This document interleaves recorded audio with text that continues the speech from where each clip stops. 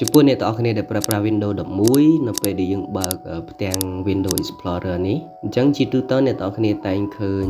folder វា pin ចាប់នៅខាងស្ដាំដៃនេះចឹងហ្នឹងគេហៅថា frequently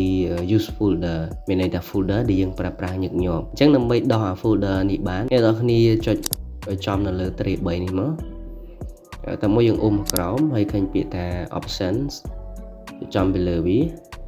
ហើយបន្ទាប់មកអ្នកទាំងអស់គ្នា uncheck មានន័យថាយើងដោះសញ្ញា tick នៅកន្លែងពាក្យថា show frequently used folder ចា៎នេះមានន័យថាកាលណាយើងប្រើប្រាស់ folder ណាមួយញឹកញាប់នៅលើផ្ទាំង Windows Explorer របស់យើងអញ្ចឹងវាធ្វើការ pin auto ចាប់ជាមួយនឹងផ្ទាំងនៅខាងស្ដាំដៃណាចា៎បើគ្នាយើងចង់កុំឲ្យវាញ៉ៃញ៉ៃនៅលើផ្ទាំង Explorer របស់យើងអាច uncheck នេះមកបាទហើយបន្ទាប់មកយើងចុច apply មួយទៀតប្រសិនបើគ្នាយើងចង់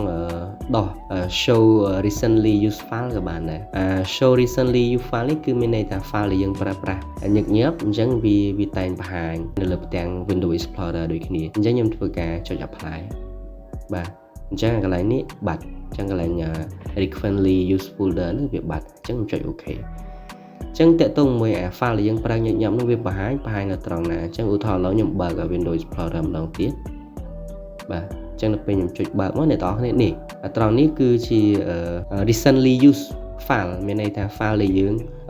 តែងប្រើញឹកញាប់អញ្ចឹងវា pin នៅនេះអញ្ចឹងបើយើងចង់ដោះបន្ថែមទៀតយើងអាចចុចសញ្ញា 3 នេះដូចគ្នា scroll ក្រោមយកពាក្យ option បាទហើយយើងដោះមក show recently used file ហើយចុច tick ដោះ tick ចេញមកហើយចុច apply បាទចុច OK អញ្ចឹងមានតែកន្លែងនេះវាអត់បង្ហាញទៀតទេ